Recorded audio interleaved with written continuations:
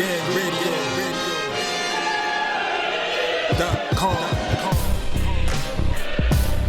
Take over. Last mission. Final boss mode. Yeah. What's good, yo? Welcome to another episode of Real Talk, where as always, if shit's real, we talk about it. I'm your host for tonight, Pascal, the New England representative, and as always, I got my man with me. I'm gonna let him introduce himself. What it do is Shutterworth, GOAT Artist, Soul Wars, RingGangRadio.com. Yeah, I mean LB, a lot of them bulls. Yes, sir. GOAT Artist, Ring Gang in the house, forever and always. And as always, I got my other man with me. I'm gonna let him introduce himself. What up? You already know who this is. Your boy King P, Bodega Boxer in the building. Ring Gang Radio, let's go. Hey, Bodega P. Now in the sewer today, he's above ground. He's taking the break. Yeah, taking a week off. Hey, he's taking a week off. Yeah, that's what it is. You know what I'm saying? The Foot Clan can wait. You know what I'm saying? We about to, he's about to get his quality time in. Real talk. Yeah, cue the vacation music. I like the what's that Jay-Z song? I'm feeling it. Like that shit just went right in my ears all of a sudden. Oh shit. But we have a couple of topics we're gonna talk about today. First, we're gonna also get into the boxing topic, and then it came up only because this topic has been prevalent for years, and it shouldn't be. But as we talk about, we always talk about fights that marinating and spoiling on the vine, because every fight and fighter has an expiration date. Everyone's different, and this fight has been talked about so much for years. You're wondering like when is it actually going to happen, if it's actually going to happen. But I was rather perturbed today when I saw some nonsense on boxing scene today about this particular individual talking about, well, if I don't fight this guy, then I will fight this guy. Now, who I'm talking about, of course, is Leo Santa Cruz. He is as far as I know, he's still a super featherweight champion. Talking about if he can't get a fight that he wants Gary Russell. So now, of course, naturally when reading that, I rolled my eyes a lot. Usually it takes a lot for me to roll my eyes, but I roll my eyes hard, because he was like, if Tank doesn't want to fight, my second option is Gary Russell. And I'm just like, your option has always been Gary Russell. Like, dog, what the fuck is wrong with you? Like, do something. Like, because Santa Cruz angers me in a way. I was a fan of Santa Cruz, like back in the bantamweight days. I thought, okay, this dude can fight. He has potential. But dude started fighting the bullshit too early. And I've never really forgiven him for going to 122 and completely avoiding like Rigo. Like, I mean, it wasn't even. That was what turned me off. I ever since then I was not a fan. Yeah, I was like, I mean, dude was fighting his sparring partners. Like, I remember, and this was pre-PBC. Like, dude was getting like $750,000 to fight his actual sparring partner who wasn't like ranked or anything of that bullshit. and this was bad. And people were telling me, oh no, they're saving him for PBC. When PBC pops off with Heyman, I'm like, how is this getting him ready for these fights? He's fighting his actual sparring partner. You know what I'm saying? It's just like, what is this nonsense? Why are people supporting this? And it was horrible. And then it was just like, he was fighting bullshit. I think it was after he pretty much left bantamweight. He was fighting bullshit after bullshit. And then occasionally there was that little fight that he had on the Pacquiao Floyd card, which the jobber made him look pretty bad, but the scores surprisingly didn't reflect it. For some odd reason, and then of course they made it such a big deal when he fought Abner Mares, and Abner Mares, who although was probably knocking, or indication, or he probably was a pound for pound guy at the time, had already gotten knocked out by Johnny Gonzalez in one round, and people went crazy over that win, and it was a great fight. I'm not gonna say it wasn't. It wasn't. It wasn't a great fight. It wasn't a good. I forget it. It was good. Yeah, it was solid. Yeah, no, it was played up like it's a good fight.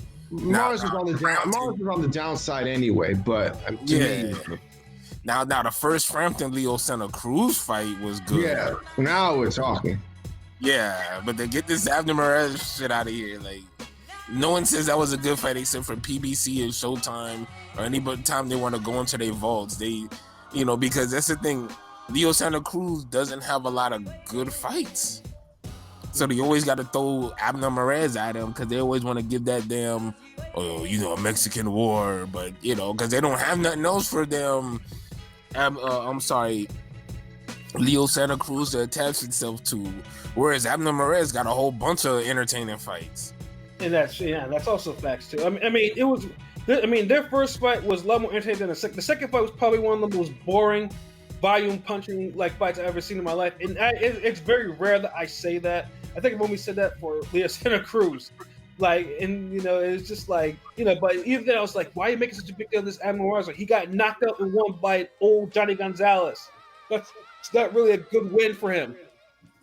And then, like LB said, the first Frampton fight was cool. It was dope. And he lost that fight.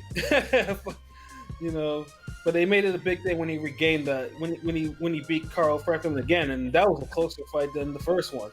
That was super close. But then after that one, Leo Santa Cruz hasn't fought except for the rematch with Abner Mares. He hasn't fought anybody again.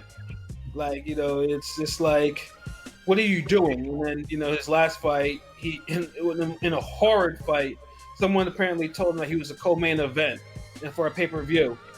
And fucking Miguel Flores, I think that's what it is. And I know I almost fell asleep in that shit. I had to drink some Basehead punch, to keep myself awake watching that bullshit. Never again, So yeah, so now we have a case now. It's just like, Leo Santa Cruz, you want to face Gary Russell. How many fucking years have you said you want to face Gary Russell? How many fucking years?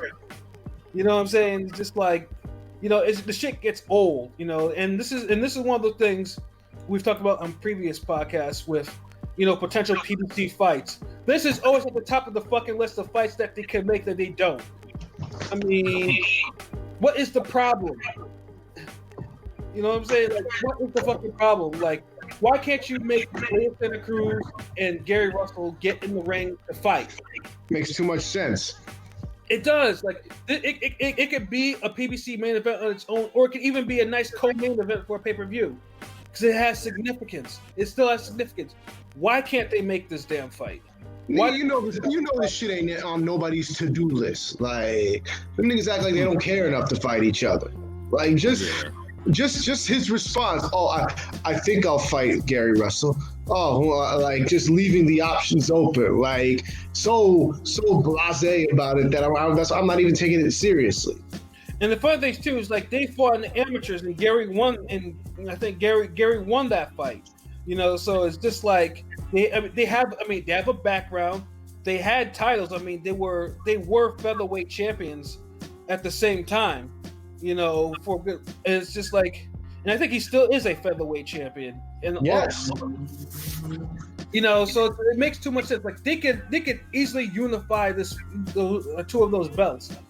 Why the fuck they don't do it? What is the problem? Why is Leo Santa Cruz doesn't want to be great? And then, of course, I know, I say that too, but then I talk about Gary Russell, and I'm a fan of, and this is because I am a fan of Gary Russell. I'm a big fan. I'm a big fan of the style, I'm saying. You may have heard me refer to him as the hand speed god and all that stuff. I've met the man, I've met his family. They're good people. But well, maybe if he fought more than once every year, maybe he could fit Santa Cruz into his schedule. It's not like it's a busy schedule. Yeah, I know. See, Gary Russell, unfortunately, if you hear me talk, it's like the one thing is maybe contradict myself, because I always talk about PBC not wanting to be great at times with certain of the fighters. They don't fight a lot, and unfortunately, I stand the fighter that doesn't want to fight a lot. So it's a bit of irony. But see, that's the thing. Like, I blame both of them, because for one thing, Leo Santa Cruz has a lot of meaningless fights, and then Gary Russell Jr. Too many meaningless fights. Yeah, way too many meaningless fights. And then Gary Russell Jr. he doesn't fight enough. So you got one guy who fights too much, but he fights too many meaningless fights. Then one guy who doesn't fight enough. And his fights are, decent, but still, oh my God, it's like they're destined not to damn get it right. The irony is when Gary Russell was coming up, we used to call him the TBA god because he was always TBA. He was always fighting TBA. Now it's like, damn, now he's not fighting TBA, but he's not fighting anybody. He went the complete opposite. Yeah. Still had better competition than Wilder, though. Oh, damn. Facts. I mean, let's be honest. Let's just say, both Leo Santa Cruz and Gary Russell have beaten more champions than Wilder. So So I'll even say this: has Crawford beat or faced anybody as dangerous as Johnny Gonzalez? Yeah, it depends. Johnny Gonzalez. Well, I call him dangerous because Johnny Gonzalez is the one fighter that I won't put. That's dangerous, though, man. But he's also basically the Mexican version of Zab Judah, who fights up and down to his competition. So, right, yeah, that's the thing. That's what, because Johnny Gonzalez can either make me who's on Bud resume that's more dangerous than Johnny Gonzalez when Johnny Gonzalez is on his game? It's a good question. I rest my case, folks. I think Gamboa is a better fighter than Gonzalez, but maybe even Ray Beltran too. Yeah, they might be more consistent, but none of them they not as dangerous though. Like you could literally fuck up and Gonzalez could knock you out. Well, Ray was pretty dangerous when he was in his prime. He was a pretty dangerous yeah. I'm not sure. No, I like Ray Beltran. But that's we're far removed from that Ray Beltran. So Ray Beltran. Well, Crawford did fight Ray Beltran when Beltran was still a thing. Like when he was still, Right. Yeah, he was still dangerous. Yeah, still dangerous. But can we compare his level of danger to the danger of a Johnny Gonzalez? Probably not. That's all I'm saying. Like a lot of guys, they get careers where they circumvent dangerous people. Yeah, and you never really see their true potential or what they can handle. Right, and in this case for both of them, both of them are they're very different. One doesn't fight enough to see how dangerous how much danger he can handle. Unless you count Lomachenko. Lomachenko and Johnny Gonzalez. Who's probably more dangerous? One he knocked out, the other one he lost on a close decision.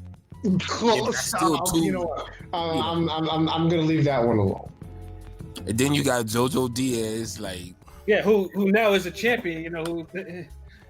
That's who handle. So we have there is some level of danger Gary can handle. We just don't know. But you're comparing all of that to Abner Mares and Carl Frampton. Personally, I never thought Carl Frampton was dangerous. I always thought Carl Frampton was a little overrated. That's just me though. I feel you, but I was a fan of Carl Frampton. He's a guy avoided Rigo too. Yeah, no, a lot. If anything, Frampton has become underrated. Maybe now he's underrated. He has. He's the example of he was so overrated he became underrated. Yeah, like Mike Tyson is. Yeah, that's a whole different conversation. Yeah, Mike.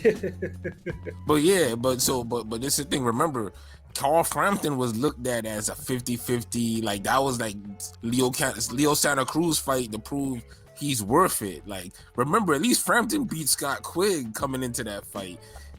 Santa Cruz didn't even beat nobody on Quigg level, and I'm not even saying Quigg is special like that, but I'm just saying. I was gonna say I don't think highly of Quigg though, but Quigg also avoided. Literally that whole 122 era that could have been something, but only Donaire actually stepped up and actually. You didn't get enough fights from him though. That's the thing is see Leo Santa Cruz, he didn't fight nobody on that Abner Mares but Abner Mares is on a downward slide. Like, this isn't like peak Abner Mares, so at least Scott Quigg was still undefeated. So I'm looking at the primes and shit.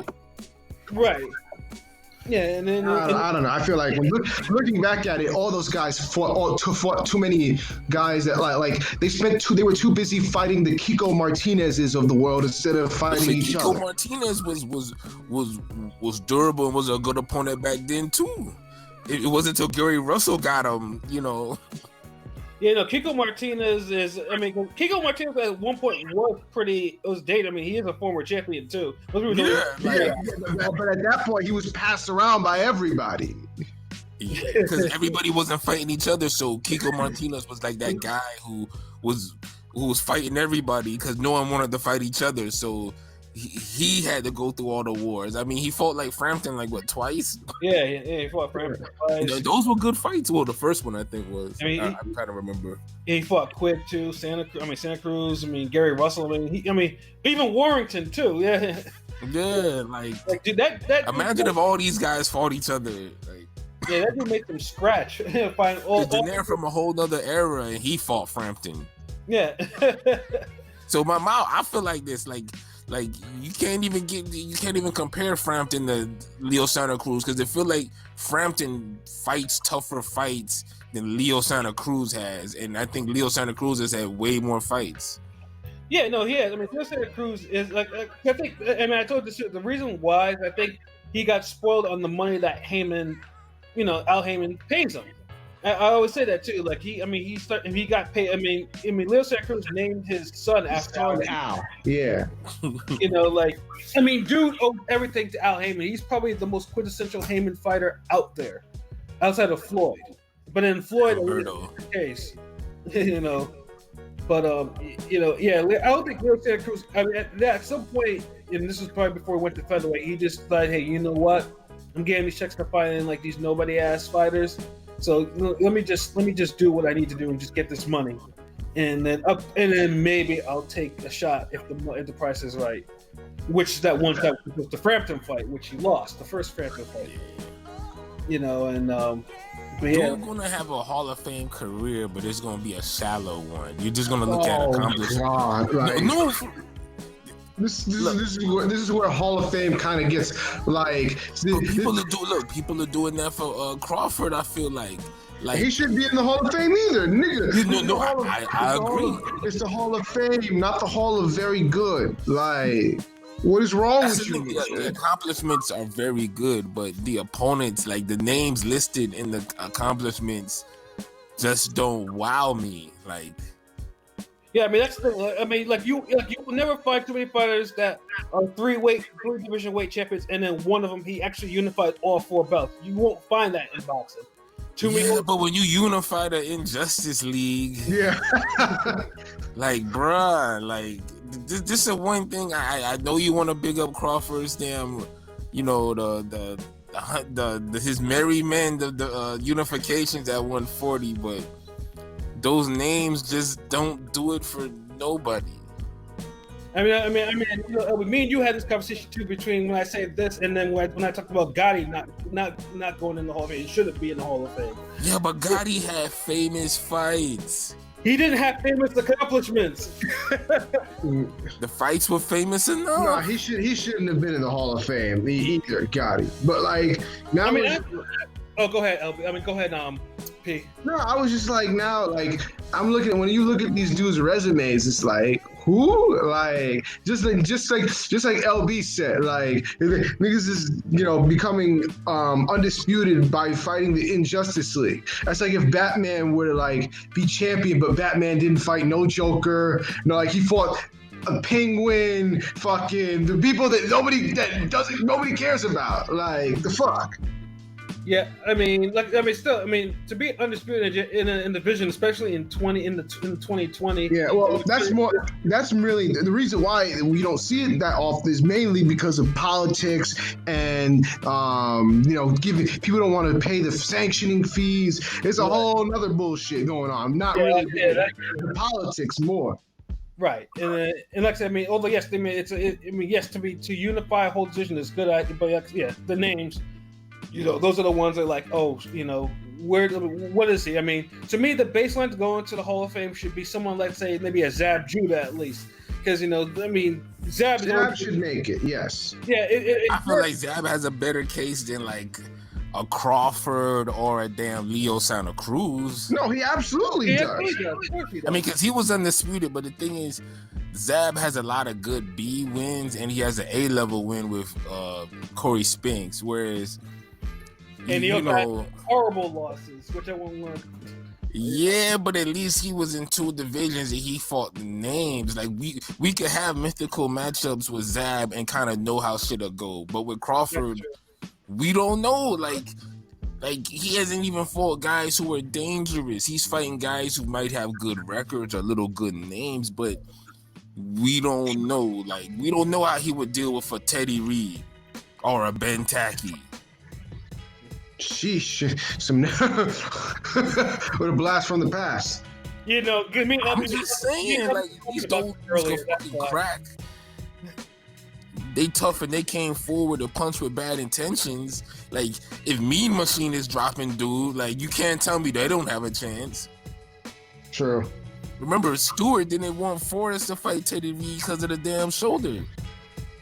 Right. Oh, you're right. I forgot about that. He knew Teddy Reed was fucking tough enough to make a fucking problem out of that.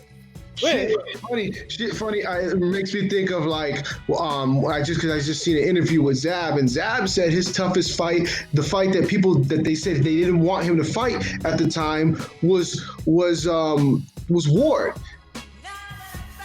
And I'm like, most of these guys don't even do shit like that, where you're fighting the C-level guys that, like, you know, you're not even a C, but like guys that they could beat, but are too dangerous that they don't want to take the chance off of fear that an upset might happen. It's basically the whole career mode fucking article, really. When you're picking and choosing, like, well, this guy, I could fight this guy and then the title shot, but this guy, if I fight him, he ain't gonna really help me improve on anything. But this other guy, if I fight him, it's a slight chance I might lose. This dude is good, but they'll let me know if I'm deserving of the world-class level, the world stage. And it's like niggas will choose that other one because they feel like, fuck it, I ain't gonna have nothing fuck up the title shot. Yeah, like a lot of these niggas don't even want to fight a Mickey Ward type guy. Like, yeah, I mean, and that Ward Judah fight was classic too.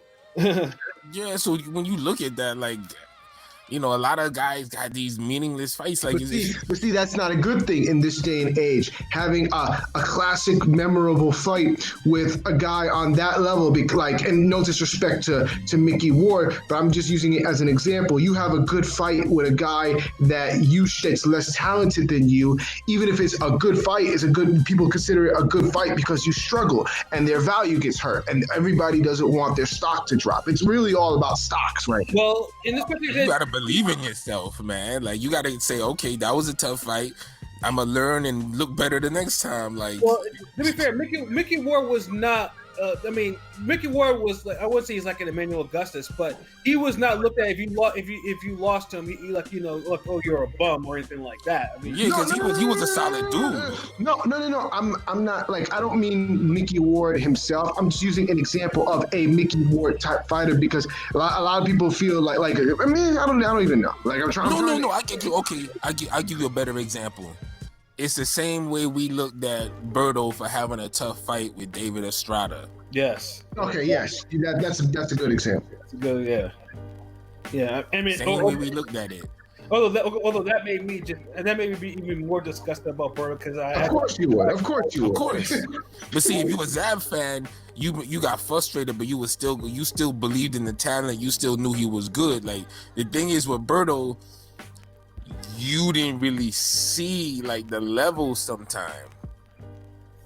Well, you did eventually, but yeah. Nah, I mean, think about it. Look. Okay, like when you match guys up with Zab, you usually can see that he was more talented or he was the better fighter. But it was all about him putting it together and overcoming all his flaws, mental flaws, being bored, whatever the fuck. It was all about putting it together and coming through with the win. Right. Some of these other guys, like Alberto, for example, you see him with a guy and you're like, okay, Berto should be better than this guy. But when the fight goes, when the fight's over and it's a tough fight, you don't look as Berto didn't look as talented or the guy who was much better than the other guy who had a tough fight. He looked like a guy who was just really on the same level as that guy. Right. That's the difference. Where when you look at Zab have a tough fight, you still like, damn, he still could do something after this. Like, yeah, Berto, it just looked like, yeah, he kind of water seeked his own level type shit. Mm-hmm. Cause look, most of his tough fights were against people who you thought he was above, but they was really on the same level, like Collazo. Yeah, or even Robert Guerrero. Yeah, Robert Guerrero is like one of the best examples. Yeah, that fight had me saying like, dog, why is a former lightweight pushing you back like this? But look at the David Estrada fight. That's the same, and you could say Berto was in his prime, like. Yeah, he was. And then Casame Rivera. Yeah. Another one. So it's like Zab would have his little blips, but he would still dominate or KO a guy. Right. Yeah. I mean, even the last time he won a belt, I mean, he was losing that fight, and then it was just it took one punch, and that shit was a wrap. Yeah, like that counts for something. Like, you know, you got to find a way to get the majority of the wins of the people that's supposed to be, you know, underneath you or on your level. Like, right, exactly. Like Zab just lost to like the best. Right, and then that's why I would say Zab should always be the baseline for any like Hall of Fame. Like, and yeah, Zab should probably make it in. He probably will make it in. You know, but then you know when you compare it to like say an LSD or even Gary Russell, what they're doing is just like, I mean, their records may be cleaner at the end of the day, but I mean, obviously if they don't fight each other. But it's the overall body of work. You could pick out a handful of these guys' resume and you graded them off of 4 people. Yeah. Whereas Zab, if you take Zab's biggest wins, you're looking at you're looking at Ward, Spinks, Matisse even. Matisse. And I thought he won that fight. Pineda, like you look at the names we're talking about. Right. Yeah, it's just I just think that people think of the lows when it comes to Zab, and that's where it comes to where it's like the lows are really low. Even in the troll era, bro, like you know, like. Yeah, you know, because I mean, this is an era where everyone has to protect their zeros, so Zab is not looked at. You know, I mean, because Zab unfortunately has a lot of interesting to bad losses, so it's like, you know, that's highlighted. You got a lesser extent with damn Broner. Yeah. Because if you look at the DeMarco win, it's like it's his best. I can't remember because DeMarco was even dangerous. Like I don't remember Crawford taking someone as dangerous as DeMarco and just taking them apart like that. Yeah. No, he has not. I mean, he does take it up, but I mean, depends on their dangerous. Who was dangerous as fucking DeMarco? Who was coming in after their? Who was Crawford for that beat somebody on the level of a Linares and shit? Linares is not really a good example because Linares is another one. But I'm saying is DeMarco got himself to that position, and this after even the loss already. Mm-hmm. Like, we talking about dangerous fighters, not guys who fought their way to the top, but they just kind of kept their records clean. They ain't really have to go through nothing. Yeah. That's all it comes down to with the spoiling of the vine. Yeah. You have 5 fighters just get spoiled because they're avoiding each other and fighting all these other guys who are like C level and shit. And then one B level guy kind of tests him, and then he gets like 1 win out of the group. Right. And that's why it's always been frustrating to watch LSC and Gary Russell, because the fights are always those type of fights have always been available to them, you know, and they haven't taken advantage, not once. I mean, not once. They don't take enough. You know, and then you're winning like they don't want that fight. You'll get Tank versus Leo Santa Cruz. Like, I think that's who they built up Leo Santa Cruz for. Like, it's time for him to But step why? up. Like, oh my god, that makes no sense. It's just Tank got a higher ceiling as star than Gary Russell Jr. But beating up, but beating up a blown up. You know what? Never mind, because that just makes no sense. Like, it's not gonna look bad when Leo Santa Cruz is like a 3-division champ and he only has one loss that he actually avenged. That's what I'm saying. Like, Leo Santa Cruz, when you glance at him and just look at him, and if you don't know, you don't know. But he's looking like a Hall of Famer. To a Tank, and everyone will have a win over that. And everyone already complains about Tank's competition as it is. Like I said, Tank's. I bitched about the Gamboa fight. I thought it was a horseshit fight, and then Gamboa actually makes him look bad in this fight.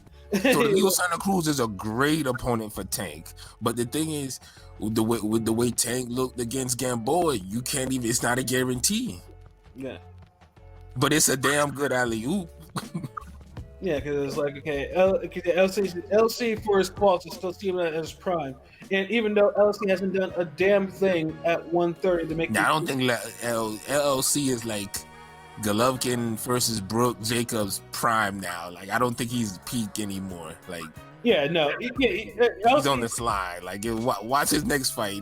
If he fights the best sparring partner in his gym, he might take a L. I mean, he might struggle. Dude hasn't KO'd anyone in about 3 years, give or take. I think of LSD, and he couldn't even KO. Abner Marsh is a hard guy to KO, but I don't even want to remember that second fight. That second fight was so horseshit. It was a waste of my fucking time watching that. Meanwhile, it's like no one fucking mentions Cleverly Fonfara. Yeah, which is funny too. That was a slugfest. That eventually ruined both of them. Yeah. If we want to be honest, But if you want to be honest and saying who PBC fights they should be replaying, they could leave the only replayable fight that Leo Santa Cruz has is the fucking first Frampton fight. Yeah. Sorry he lost it, but shit happens. If it ain't that fight, I don't want to see a fucking Leo Santa Cruz fight. At least not from the past. Yeah. Unless you telling me he's gonna fight Turbo Fist or Tank, then yeah, I'm good on the damn Santa Cruz fight. Right, and as much as like I said, I think Gary has pound for pound talent, but now obviously if he's not gonna fight LSC, then he's calling up people at 135, with Devin Haney and the lot. I'm just like, will you make those fights? Hell, if he fights Devin Haney, I would welcome it. I would love to see it. He need to fight twice a year before we could even have him promise anything else, bro. Yeah, exactly. Like, save all that shit, and Leo Santa Cruz need to fight somebody with a fucking pulse. Like, may as well just put them on the same card and just work out the kinks, and then the next time match them up against each other. If not, just go the whole Tank route. But it don't look like Turbo Fist got an opponent in the wings that we looking for him to fight. Well, because he actually fought this year, so his mandatory. Yeah, he actually fought this year. And you already knew 2020 is on some crazy shit. If Gary Russell Jr. already got his mandatory annual fight out there. and we done had like what 2 upsets. Yeah. This shit didn't make a blip in any of his plans. Yeah, so it's like he good now. A guy like Saunders and and him and Canelo negotiations and all of them, like that's different. Right. But part of boxing did eat good this year already. Like, yeah, Gary is like, fuck this Corona shit. You know what I'm saying? I got my shit on, nigga. Yeah. you niggas catch up. I don't think a guy like Fury or Jojo Diaz is mad. Like, them dudes got they belts and they solidified themselves, so they just holding on to the championship longer and shit. Exactly. Oh man, boxing is so fucking weird. Yeah, for real. I don't think nothing else really happened in boxing besides the normal spoiling of vines. Exactly. And then in LSC, Gary Russell, I don't want this fight. Like we've heard this fight since probably 2015. It pretty much. This is always get bandied around because they're amateur rivals and stuff like that. And you like they are in their prime. Although LSC may be coming out of his, and Gary Russell might. And he's not on the slide yet, but yeah, they both are. They're not as sharp as they used to be. Gary Russell definitely has not been as sharp as he used to be. LSC. Will you go to your job once a year? Exactly. I was gonna say, if you fought the amount of times he fought, you wouldn't be sharp either. You know, you'll forget all your passwords for your logins and shit. No, but what I think of Gary Russell too is Gary Russell is like he trains all the time, but I think he's overtraining. And you know, overtraining leads to issues like making weight. And stuff. Yeah, when you don't fight, of course. Yeah. So I mean, I honestly think he's training a little bit too hard, and then he's not fighting frequently enough. Yeah, well, he better be careful that his hands don't give out on him. Yeah. Well, so far we know he's had hand injuries in the past, so I'm surprised he hasn't had any recently. You know, he's good. He's doing good right now. You know what I'm saying? So I mean, me as a fan, I'm happy that he's still champion. He is the longest reigning American champion, by the way, people. You know, I mean, yes, he's only fought about 5 times during his run. Everybody, I mean, bro, imagine the employee of the month showing up to work 5 times out the year. Or once in Gary Russell's case. I mean, no one's gonna mistake his reign for a Vlad or anything like that, you know. But these dudes don't fight enough. They don't fight the right opponents enough to be considered like Hall of Fame or all-time great. Like, I don't think nobody boxing now has, you know, besides the obvious OGs like Pacquiao and shit, have the makings of an all-time great resume. Like, you know, the type of opponents they would have to beat for me to be like, okay, yeah. I mean, there's only 2 right now that are on the path. I mean, Usyk at least, and then Monster, and then maybe Chocolatito too.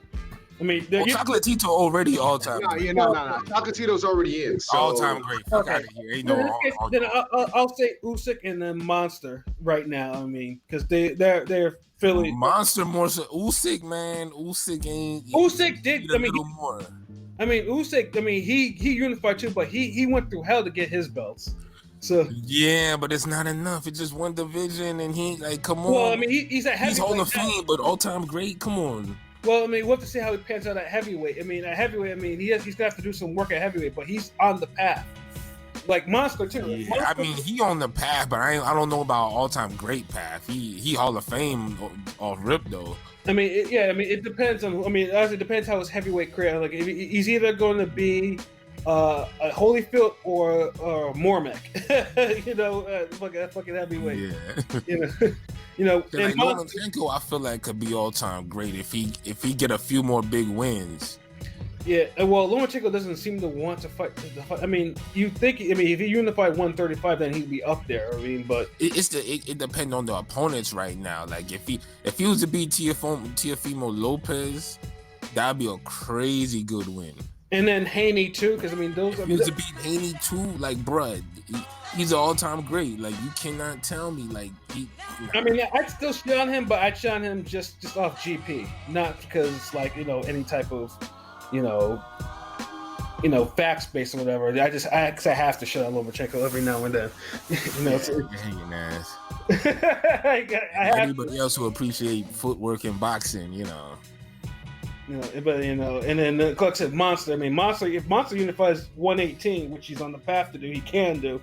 Then you have to. He's already like Hall of Fame level. Like he got to solidify it. He might not be first ballot, but I see him as a Hall of Famer right now. I mean, if he does that and then he knocks off Rigo at 122, which was an fight, then yeah, he's an all-time. Then he's the Hall of Fame immediately.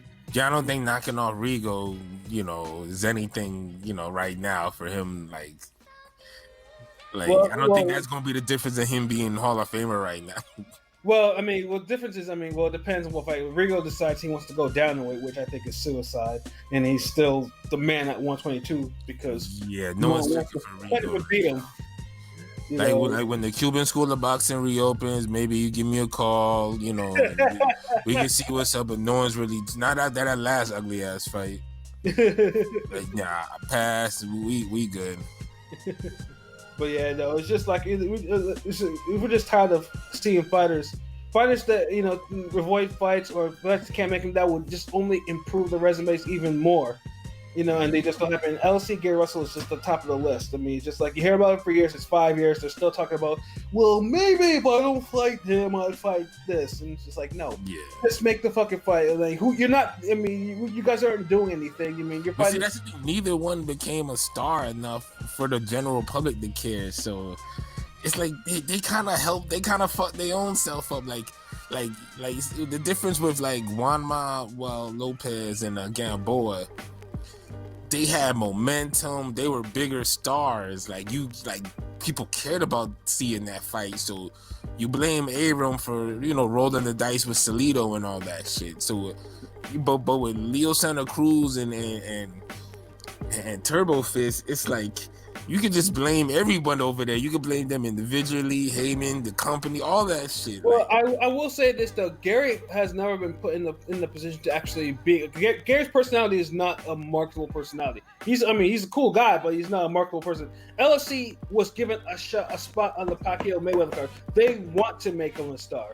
They wanted to make him a star, and he failed on that card, and he's failed since to market himself in that. Because it goes back to what we were saying. Like he and on top of that, he has a lot of meaningless fights where he doesn't look great. His round one of his fights look the same as round 3, round 9, round 10, round 12.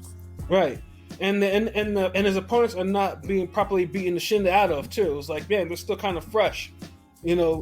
And it's not like a Canelo Golovkin where you knew these two had to fight. Like, come on. With this, it was more like, well, I guess they could fight. I mean, they're here too, right? Like, hey, right. I kind of blame them for that too, but right. And I hate the fans lost out of that shit. Yeah, and I'd hate to see. And like I said, I mean, this fight does have an expiration date. I mean, they're in their early 30s. I mean, no, Gary's in his early 30s. It's like 32 or 33. He's getting to that tail end of his prime. And Santa Cruz is he's in his 30s too. He's 31. Okay, well, he's going to be 32 this summer. So yeah, I mean, neither of these two has enough time left in their careers to actually do something. Like, they're gonna make this fight. They're gonna make the fights that will I wouldn't say make or break the career, but to make people more memorable. Then they have to do it like now, like this year or even next year. Yeah, before decline sets in, or before a jobber gets emboldened and upsets the apple cart, and then bam, we have an Adam Kanaki situation.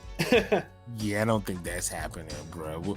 We'll have a damn super middleweight unification before we'll see these guys fight. Like, there's so many fights I think could happen before this, man. Like, and it shouldn't, but that's boxing for you.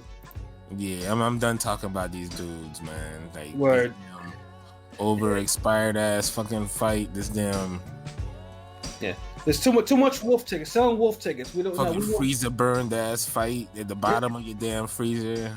The fight that your mama, your dad told you to take out and thaw, but you forgot to, or you did and you just left it there on the countertop the whole weekend. You never checked it again. Like, that's this fucking fight. Yeah, it's sad, And then most likely probably we'll talk about it as Juanma Gamboa type of fail. So yeah, it'll be looked at as worse though. That's true. I honestly think it'll be looked at as worse because you never really got a dope. You never got a good constellation prize. Like, the only way I think this spin around is if I think Tank and Leo Santa Cruz give us a classic fight. Like, if that happens. Mm-hmm. Because the thing is, Salido and Juanma, they gave us two good fights, but Salido's not the star that Tank is. Right, he's not. So, I guess in the boxing karma type of thing, like, the fans, hardcore fans, still got two good fucking fights.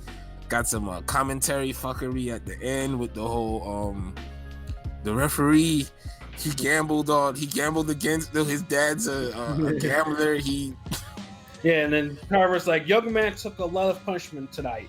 Yeah, he bet on me and he stopped the fight. It was just wild. So even with all that, that's not gonna be remembered as like making it cool. Like, but I feel like if Tank blows up or Leo Santa Cruz, if we get a good fight, a clear win, somebody elevates, and I think it might make up for it. It'll just be like, damn, we had